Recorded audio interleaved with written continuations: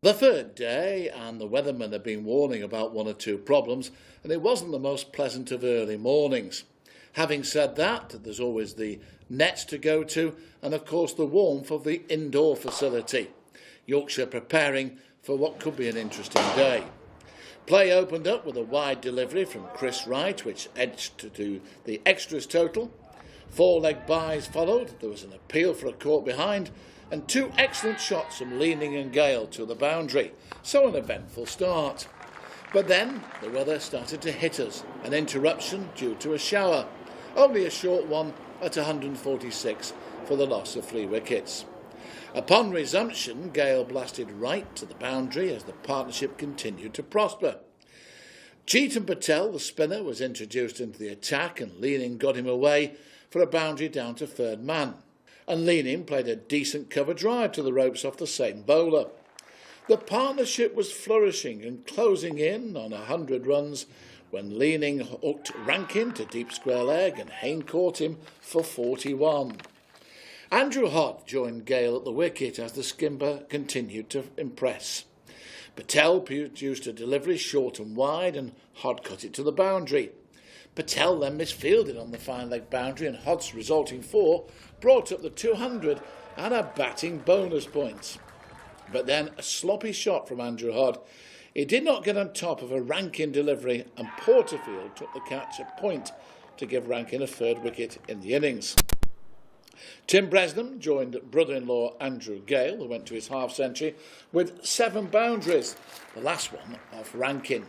Straight away, though, further rain fell and an early lunch called. At this stage, Yorkshire 222 for 5, Bresnham is 2, and Gale playing well, 53 not out.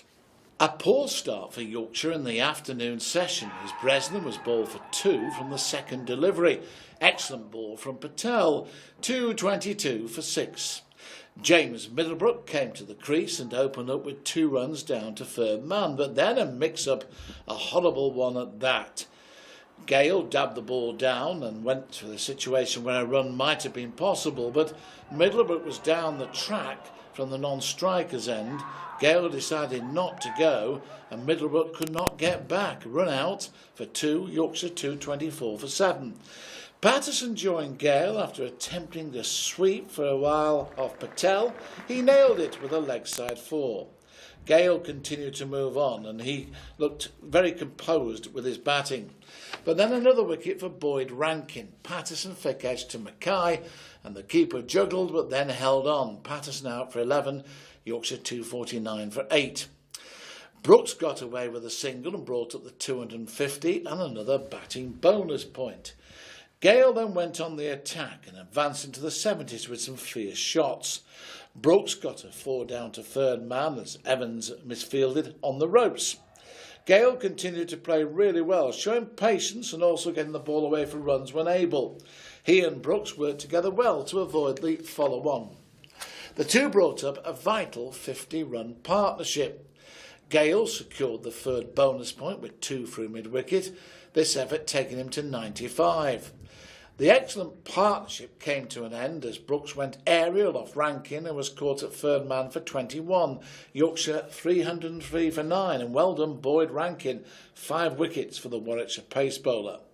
Then a further point of controversy as Gale was caught by Hayne off Rankin for 96. Should the ball have been adjudged a no ball due to height?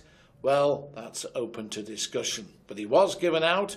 Rankin 6 for 55. Yorkshire bowled out for 303 runs. It's a Warwickshire lead of 132. After his duck in the first innings, Chopra, the Warwickshire captain, was quickly off the mark in the second dig. He was quickly up to double digits with a 4 through the offside.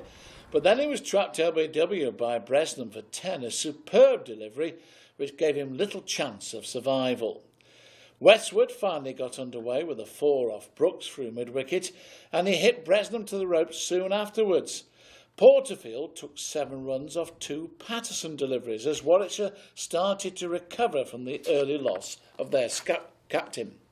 Porterfield advanced down the wicket to push Patterson delivery for 2 to bring up the 50. He then blasted another 4. The spin of Middlebrook was introduced into the attack and Porterfield came down the wicket to strike a straight 6. But Middlebrook struck back. Porterfield miscued one and Pujara took the catch in the covers to give the spinner a deserved wicket. Warwickshire at this stage 64 for 2. We also now had the new floodlights on, the first time in Yorkshire's history at Headingley in the Championship. The umpires calling for them due to indifferent light. Laurie Evans joined Westwood, who continued to play some fine shots. Evans worked Patterson away for the leg side for 2 runs. Middlebrook continued to cause concern for the Warwickshire batsman with his spin, but the lead was growing for the visitors. That was to be halted as bad light brought the players off for a time, with Warwickshire 93 for 2, Westwood 41, Evans 7. At this stage, by the way, the lead 225 runs with 8 wickets standing.